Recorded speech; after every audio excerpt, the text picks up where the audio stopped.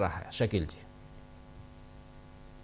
सबसे पहले जो आपने अभी तक बताया नया वाला, बिहार में भी तकलीफ हुई, लेकिन ये तभी मानते हैं जब आदमी अपनी जान से चला जाए।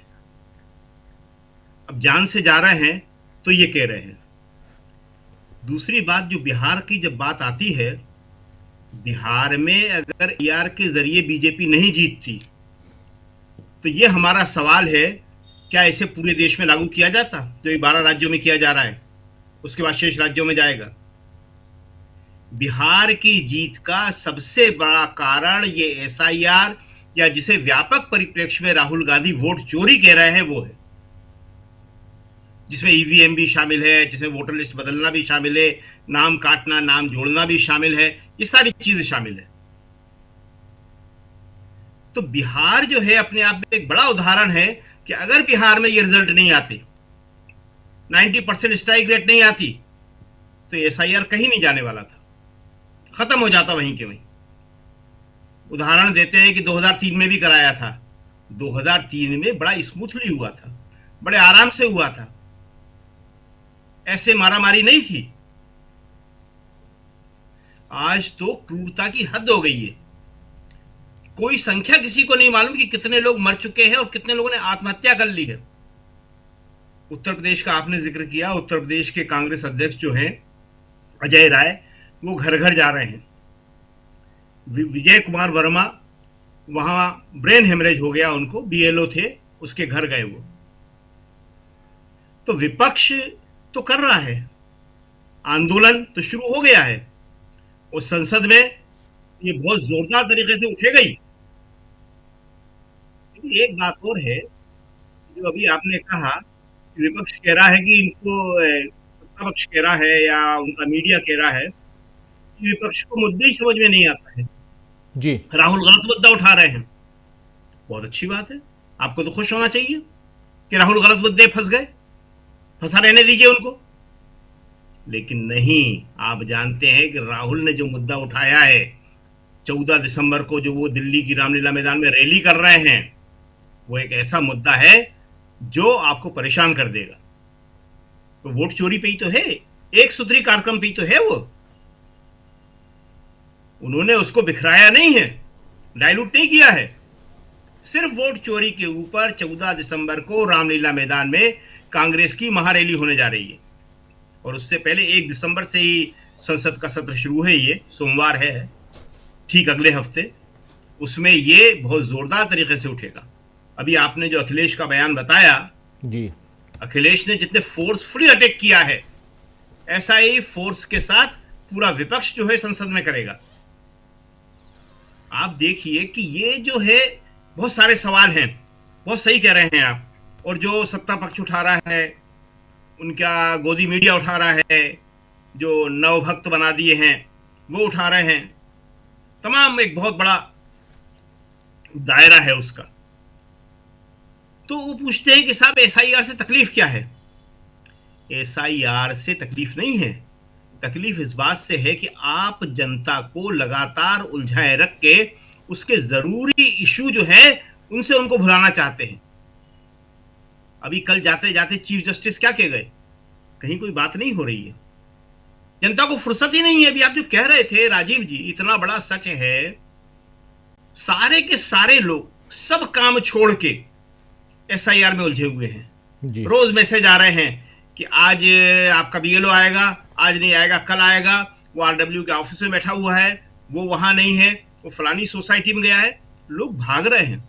ये जो व्हाट्सएप ग्रुप होता है सोसाइटी का, इसमें जो समस्याएं होती थी कि साहब हमारी बिजली नहीं आ रही है, जरा भेज दीजिए इलेक्ट्रिशियन को, प्लम्बर को भेज दीजिए, नल लीक कर रहा है, सब भूल गए।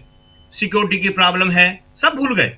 सिर्फ और सिर्फ ये जो है कि फॉर्म हमारा नहीं आया है, अभी तक हमारा नाम उसमें नहीं है, कैसे भरेंगे, 2003 की लिस्ट नहीं मिल रही है।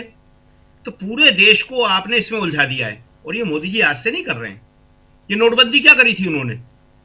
पूरे देश को उलझा दिया था नोटबंदी में। क्या वादे किए थे? काला धन खत्म हो जाएगा, भ्रष्टाचार खत्म हो जाएगा, हुआ? आतंकवाद खत्म हो जाएगा। लॉकडाउन, ये लॉकडाउन के बारे में कांग्रेस ने बोला भी है कि लॉकडाउन में इसी तरह उलझाया था। कृषि कानून वापस लेना पड़े, लेकिन सारे किसानों को उलझा दिया उसमें। और अभी उस दिन हमने आपको बताया था परसों जब कि आधार फिर से बनवा रहे हैं, उलझे रही आधार में फिर इसी तरह, पैन कार्ड, उसके बाद हर चीज फिर से बनवाएंगे वो। उद्देश्य सिर्फ एक है कि जनता जो है कागजी कार्रवाई में उलझी रहे पूरी तरह, और वो अपने रोजगार का इशू, नौकरी का इशू भूल जाए। कहते हैं साहब राहुल गलत मुद्दे उठाते हैं। अरे राहुल ने तो सही मुद्दा उठाया था, नौकरी और रोजगार का बिहार में।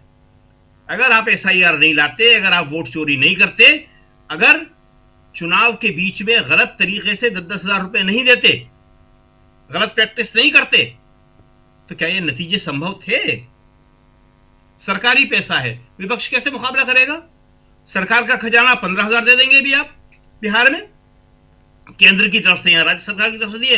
केंद्र अगर देना चाहे 20,000 रुपए तो कौन रोक सकता है उसको? तो ये कोई तरीका नहीं है चुनाव लड़ने का। सारा का सारा चुनाव बीजेपी की तरफ झुका देते हो आप। समान धरातल ही नहीं है, लेवल प्लेइंग फील्ड ही नहीं है। तो ये जो है एसआईआर, इसका विरोध जो हो रहा है, ये स्वतः स्फूर्त है। जिसकी बात करते थे लोग कि आंदोलन नहीं हो रहा है, आंदोलन नहीं हो रहा है, ये आंदोलन शुरू हो गया है। अब ये बीएलओ सरकारी कर्मचारी हैं, सरकारी कर्मचारियों में कहां इतनी हिम्मत होती है कि इस तरह सड़क पे आ जाए वो। अब कर्मचारी संगठनों को सामने आना चाहिए, ट्रेड यूनियंस को सामने आना चाहिए, क्योंकि ये आपने बिल्कुल सही कहा कि नौकरी है नहीं है, नौकरी की आप मांग सुन नहीं रहे हो, और जो नौकरी है उसको आप छीन रहे हो। कहां जाएंगे लोग, कैसे चलेगा उनका घर? ये बहुत बड़ी समस्या है। और सबसे बड़ी बात कि आखिर इतनी जल्दी क्या है? 4 दिसंबर तक क्यों पूरा करना है आपको? कौन सा तूफान आ रहा है, कौन सा आसमान गिर रहा है? बीएलओ यही तो कह रहे हैं कि आप यूपी में करा रहे हो, मध्य प्रदेश में करा रहे हो, यहां तो कोई चुनाव ही नहीं है दूर दूर तक। यहां 4 दिसंबर तक की तलवार हमारे गर्दन पे आपने क्यों लटका रखी है? तो राजीव जी, ये जो समस्या है बहुत गंभीर पैदा कर दी है, और ये शायद पहली बार ऐसी है कि मोदी जी को खुद इसका हल अब नहीं मालूम कि कैसे निकालेंगे, क्या करेंगे। जी। क्यों? क्योंकि अगर वापस लेते हैं तो चुनाव हारने का खतरा। उन्हें भी ये मालूम है कि चुनाव कैसे जीते थे बिहार का। अगर एसआईआर नहीं कराते हैं तो फिर चुनाव लड़के देख लें। ये भी उनके लिए एक बहुत बड़ा चैलेंज है कि एसआईआर कराए बिना वो चुनाव लड़के देख लें। एसआईआर करवाने में कोई बुराई नहीं है। एसआईआर से मतलब बिना वोट काटे और बिना नकली वोट जोड़े करवा लें आप, ईमानदारी से करवा लें आप। तो राजीव जी, ये बहुत बड़ी समस्या है, और इसके खिलाफ जो आंदोलन शुरू हुआ है वो आगे तक जाएगा। संसद में 1 तारीख से उठेगा, 14 दिसंबर